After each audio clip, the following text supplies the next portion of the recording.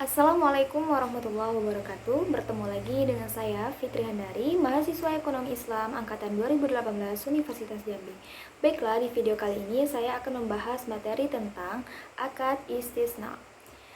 Pengertian akad istisna. Akad istisna adalah akad penjualan antara al-mustasni atau pembeli dengan as-sani atau produsen yang bertindak sebagai penjual. Berdasarkan akad istisna, pembeli menugasi produsen untuk membuat atau mengadakan al-masnu atau barang pesanan sesuai spesifikasi yang disyaratkan dan menjualnya sesuai dengan harga yang disepakati. Adapun secara istilah, al-istisna adalah permintaan atau pesanan dari pihak pemesan tentang sesuatu yang khusus dan dikerjakan dengan cara yang khusus. Jenis-jenis akad istisna. Yang pertama, istisna. Itu adalah akad jual beli dalam bentuk pemesanan pembuatan barang tertentu dengan kriteria dan persyaratan tertentu yang disepakati antara pemesan dan penjual. Yang kedua, istisna paralel. Itu adalah suatu bentuk akad istisna antara penjual dan pemesan, di mana untuk memenuhi kewajibannya kepada pemesan, penjual melakukan akad istisna dengan pihak lain atau subkontraktor yang dapat memenuhi aset yang dipesan pemesan. Syarat akad istisna paralel pertama atau antara penjual dan pemesan tidak tergantung pada istisna kedua atau antara penjual dan pemasok. Selain itu, akad antara pemesan dan penjual dan akad antara penjual dan pemesan harus terpisah dan penjual tidak boleh mengakui adanya keuntungan selama konstruksi. Selanjutnya, dasar syariah akad istisna itu di dalam Al-Quran dalam potongan ayat Quran surah Al-Baqarah ayat 275 yang berbunyi wa ahallallahu al-bai'a wa harrama riba, yang artinya padahal Allah telah menghalalkan jual beli dan mengharamkan riba. Dasar syariah selanjutnya dalam hadis itu dari Anas radhiyallahu an bahwa Nabi Shallallahu alaihi wasallam hendak menuliskan surat kepada raja non-Arab. Lalu dikabarkan kepada beliau bahwa raja-raja non-Arab tidak sudi menerima surat yang tidak distempel. Maka beliau pun memesan agar ia dibuatkan cincin stempel dari bahan perak. Anas menisahkan, seakan-akan sekarang ini aku dapat menyaksikan kemilau putih di tangan beliau. Hadis riwayat Muslim. Selanjutnya, dasar syariah berdasarkan ijma. Itu sebagian ulama menyatakan bahwa pada dasarnya umat Islam secara de facto telah bersepakat merajut konsensus atau ijma bahwa akad istisna adalah akad yang dibenarkan dan telah dijalankan sejak dahulu kala tanpa ada seorang sahabat atau ulama pun yang mengingkarinya. Dengan demikian tidak ada alasan untuk melarangnya. Selanjutnya, perlakuan akuntansi dalam PSAK 106 pada akad istisna. Yang pertama, akuntansi untuk penjual. Biaya perolehan istisna terdiri dari 1. Biaya langsung, yaitu bahan baku dan tenaga kerja langsung untuk membuat barang pesanan, atau tagihan produsen atau kontraktor pada entitas untuk istisna paralel.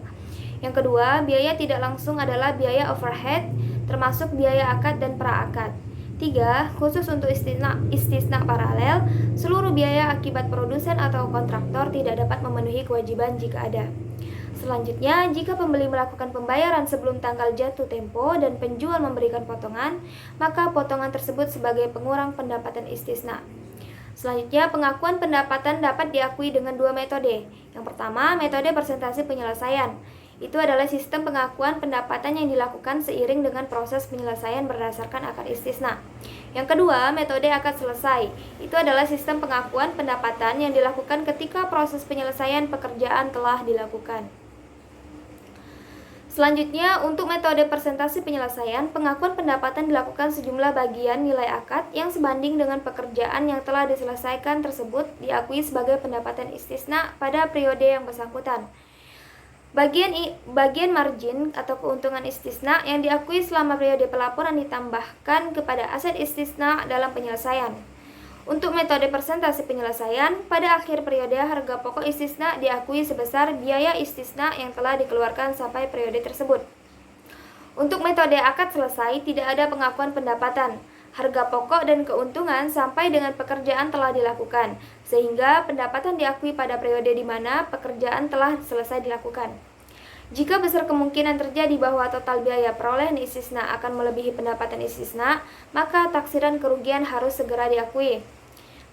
Pada saat penagihan, termin istisna tersebut akan disajikan sebagai akun pengurang dari akun istisna dalam penyelesaian.